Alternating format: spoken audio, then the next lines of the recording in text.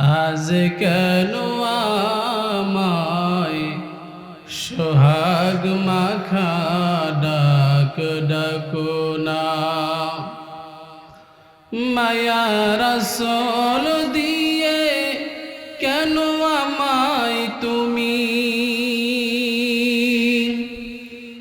মায়া রাসূল দিয়ে কেন আমায় তুমি জড়াও না।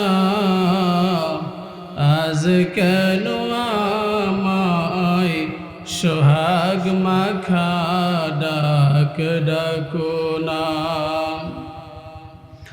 কোথায় হারিয়ে গেলে তুমি, সারাক্ষণ তোমায় খুঁজি আমি। কোথায় হারিয়ে গেলে তুমি, সারাক্ষণ তোমায় খুঁজি আমি। মা বলে এত ডাকি, মা বলে এত ডাকি, ডাক কি শুনতে পাও না মা। আজ কেন আমায় সোহাগ মাখা ডাক ডাকো না। আজ কেন আমায় সোহাগ মাখা ডাক ডাকো না। তোমার কথা মনে পড়লে বুকটা ভিজে যায়, আখি জ্বলে। মায়ের কথা মনে পড়ে না ভাই? পড়ে না বলেন? যাদের মা মারা গেছে, দুনিয়াতে নাই, মায়ের কথা মনে পড়লে চোখ দিয়ে অলরেডি পানি বের হয়ে যায়, বুকটা ভিজে যায়। আজকে আর মাকে মা বলে ডাকতে পারি। তোমার কথা মনে পড়লে বুকটা ভিজে যায়, আখি জ্বলে। তুমি ছাড়া আমি হেতা, তুমি ছাড়া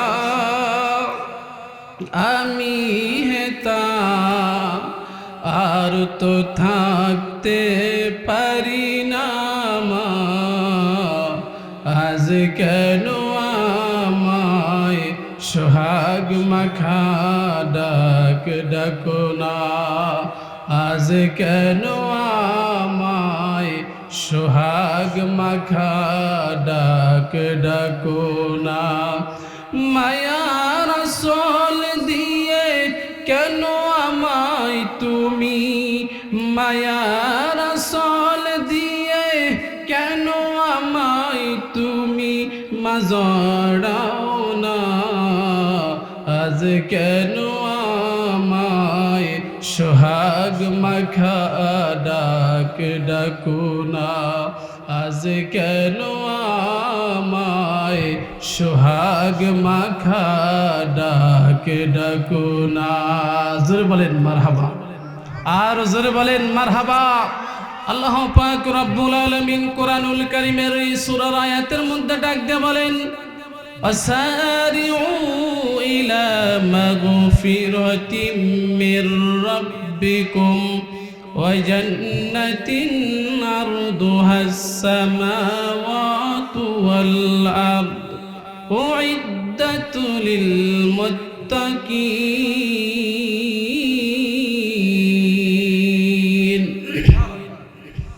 আল্লাহ পাক রব্বুল আলামিন আয়াতের মধ্যে ডাক দিয়ে বলেন, এ দুনিয়ার নাফরমান বান্দারা, আমার গোলামেরা, তোমরা যারা গুনাহ করতে করতে যারা পাপী হয়ে গেছো, জাহান্নামী হয়ে গেছো, তোমাদের আমল নামায় নামাজ নাই, তোমাদের আমল নামায় নেকি নাই, সওয়াব নাই। মিথ্যা কথা বলেছো, চগলখুরি করেছো, গীবত করেছো, এমন কিছু গুনাহ করেছো, জিনা করেছো। গুনাহ করতে করতে তোমাদের ঠিকানা তোমরা মনে করেছো জাহান্নাম করে নিয়েছো।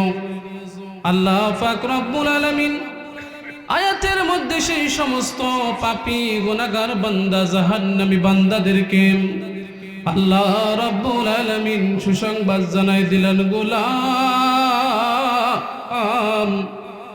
আমি আল্লাহ পাক রব্বুল আলামিন তোমাদেরকে নৈরাশ করি নাই। আমি আল্লাহ পাক রব্বুল আলামিন জান্নাত বানাইলাম, আমি আল্লাহ রব্বুল আলামিন জাহান্নাম বানাইছি। আল্লাহ রব্বুল আলামিন ডাক দিয়ে বলেন, জান্নাত বানাইছি রে গোলাম, জান্নাত আমি আল্লাহ তাআলার জন্য জান্নাত বানাই নাই। আমি আল্লাহ রব্বুল আলামিন জান্নাত বানাইছি তোমাদের জন্য। কথা বলেন ঠিক কিনা? আমি আল্লাহ রব্বুল আলামিন জান্নাত বানাইছি তোমাদেরকে দেওয়ার জন্য। আমি আল্লাহ রব্বুল আলামিন জাহান্নাম বানাইছি তোমাদেরকে দেওয়ার জন্য নয়। আমি জানি দুনিয়ার মধ্যে গিয়া আমার এই সমস্ত গোলামগুলো শয়তানের ধোঁকায় পড়িয়া গুনাহ করবে। আমার এই গোলামগুলো নামাজ পড়বে না, মিথ্যা কথা বলবে, গুনাহ করতে করতে আমার গোলামগুলো জাহান্নামী হয়ে যাবে। তারপরও আমি আল্লাহ রব্বুল আলামিন তো সেই দয়ার আল্লাহ, আমি আল্লাহ তো রহমানুর রহিম, আমি আল্লাহ তো গফুরুর রহিম। আমি আল্লাহ পাক রব্বুল আলামিন আমার গোলামগুলোকে আমি আল্লাহ তাআলা হতাশ হতে দেই নাই। আমি আল্লাহ তাআলা দিয়ে জানাই দিলাম, গোলাম তোমরা দৌড়ে আসো, তোমরা দৌড়ে দৌড়ে আমি আল্লাহ তাআলার মাগফিরাতের দিকে আসো। আমি আল্লাহ পাক রব্বুল আলামিনের কাছে ক্ষমা চাও, আমি আল্লাহ রব্বুল আলামিন তোমাদের ক্ষমা করে দিব। দুনিয়ার মধ্যে যদি কেউ চুরি করে, মানুষ হত্যা করে, যদি কেউ অপকর্ম করে, তাহলে দুনিয়ার মধ্যে র্যাব আছে, পুলিশ আছে তাদেরকে ধরার জন্য। দুনিয়ার একটা আইন আছে তাদেরকে শাস্তি দেওয়ার জন্য। কথা বলেন ঠিক কিনা? আল্লাহ পাক রব্বুল আলামিন গোলামগুলোকে ডাক দিয়ে বলেন, গোলাম দুনিয়ার র্যাব পুলিশ তোমাদেরকে শাস্তি দেওয়ার জন্য তোমাদেরকে খুঁজে বেড়ায়, কিন্তু আমি আল্লাহ রব্বুল আলামিন তো র্যাব পুলিশ নয়। আমি আল্লাহ রব্বুল আলামিন তোমাদেরকে আমি আল্লাহ তাআলা সুযোগ করে দিলাম, যদি তুমি হায়াতে বেঁচে থাকতে যদি গুনাহ করার পর যদি কখনো কোনো সময় যদি আমি আল্লাহ রব্বুল আলামিনের ভয়ে যদি অনুতপ্ত হও, যদি কখনো গুনাহ যদি ছেড়ে দাও, আমি আল্লাহ রব্বুল আলামিনের কাছে যদি ফিরে আসো, আমি আল্লাহ রব্বুল আলামিন তোমাদেরকে ঘোষণা দিয়ে দিলাম, তোমার ওই চোখের পানি নাকের ডগায় আসার আগে আমি আল্লাহ রব্বুল আলামিন তোমাদের তওবা কবুল করে নিব। আমি আল্লাহ রব্বুল আলামিন তোমাদের গুনাহ মাফ করে দিব।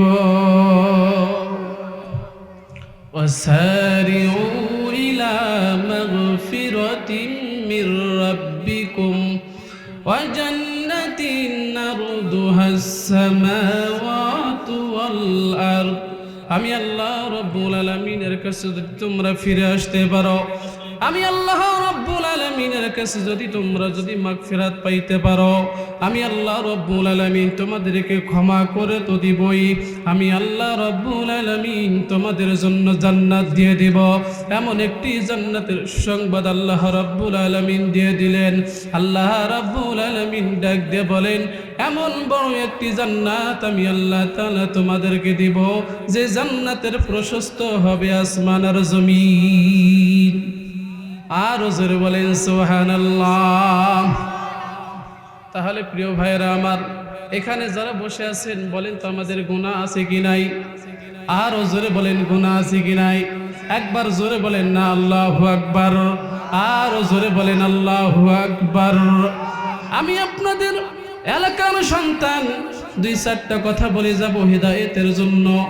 যদি আপনারা ফিরে আসতে পারেন রবের দিকে, আল্লাহ রব্বুল আলামিন তোমাদের গুনাহগুলো সব মাফ করে দিয়ে দিবে। আমরা যারা এখানে বসলাম, বলেন তো আমাদের গুনাহগুলো মাফ হয়ে যাক, আমরা চাই কি চাই না? আর জোরে বলেন, চাই কি চাই না? প্রিয় ভাইরা আমার একটা ঘটনা মনে পড়ে গেল। আল্লাহ রাব্বুল আলামিন এই আয়াতের মধ্যে দুইটা ঘোষণা দিয়েছেন। একটা হলো ক্ষমার ঘোষণা দিয়েছেন, আর একটা হলো জান্নাতের ঘোষণা দিয়েছেন। সুবহানাল্লাহ। আল্লাহ রাব্বুল আলামিন কেমন করে ক্ষমা করতে পারে? আপনাদের বিশ্বাস হয় কি হয় না? আপনার আমার গুনাহ আছে, এই গুনাহগুলো আল্লাহ তাআলা মাফ করে দিবে তওবা যদি আমরা করতে পারি।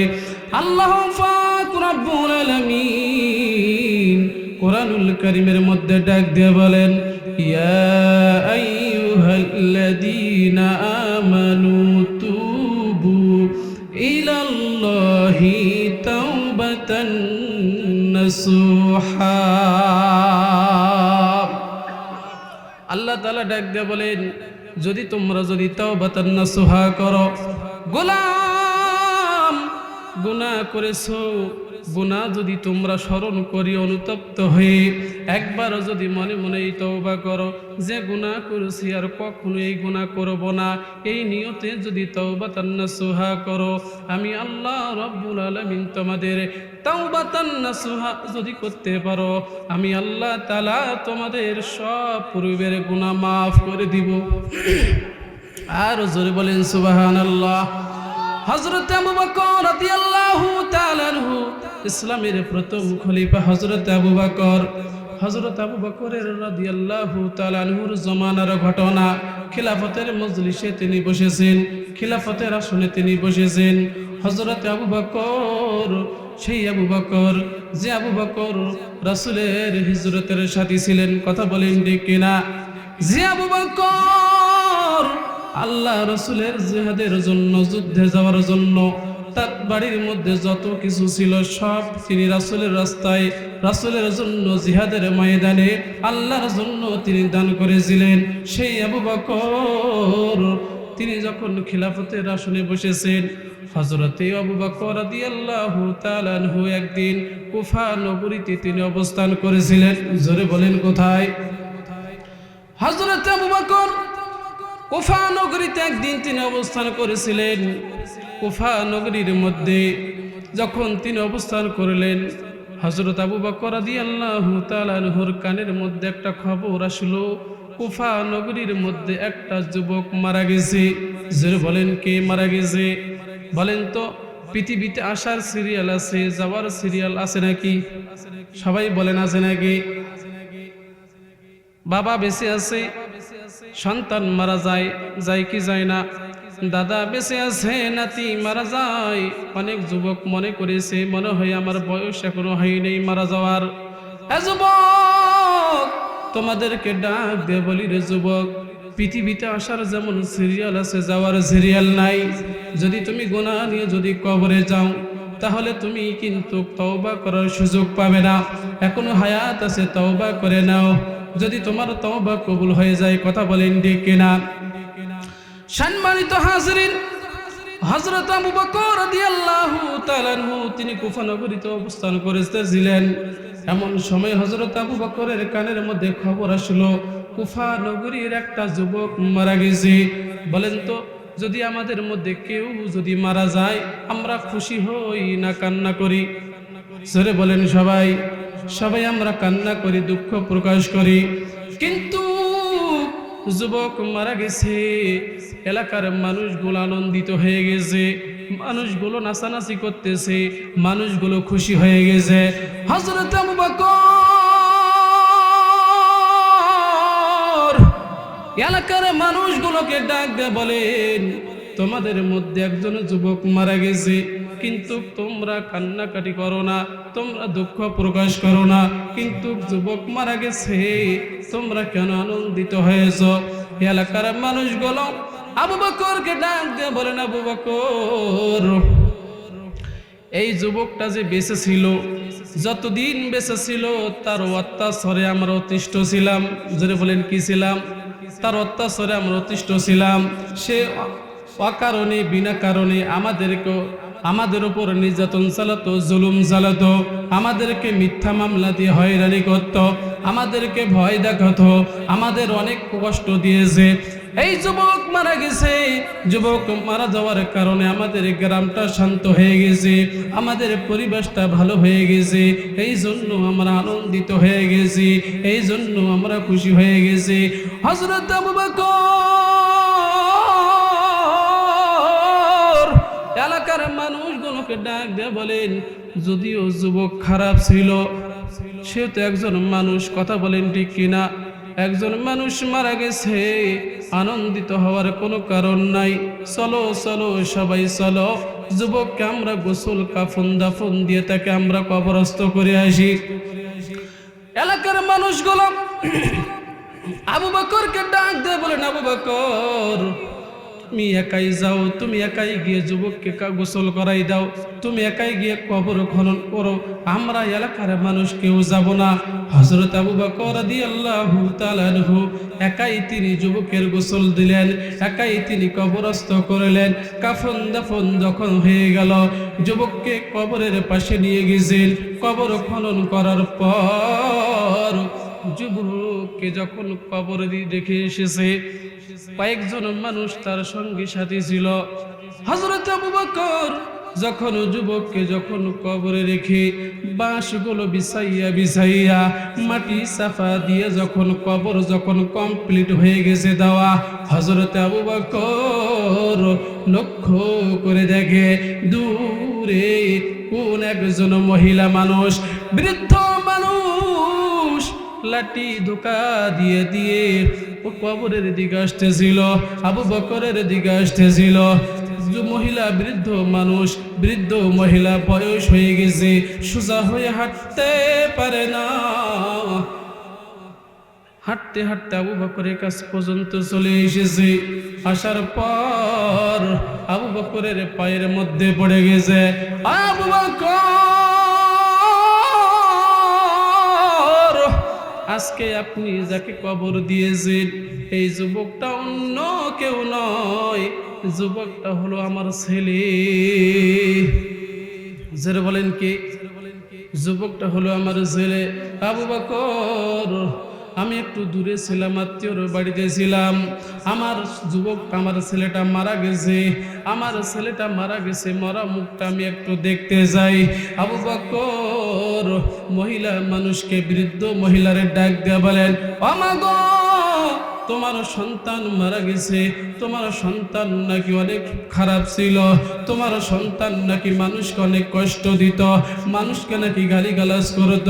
মহিলা ডাক দিয়ে বলেন, আবু বকর, আমার সন্তান যতই খারাপ হোক না কেন, আমার সন্তান যতই খারাপ হোক না কেন, আমার সন্তান যতই গুনাহগার হোক না কেন, আমার সন্তান যতই বেনামাজি হোক না কেন, তারপরও তো সে আমার সন্তান, কথা বলেন ঠিক কিনা?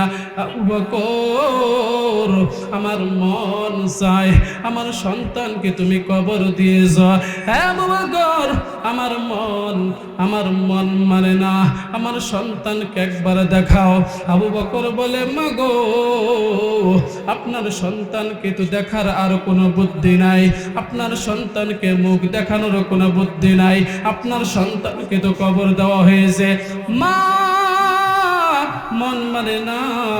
আবু বকরকে বারবার রিকোয়েস্ট করে, আবু বকর, একবার আমাকে সন্তানের মুখ দেখাও।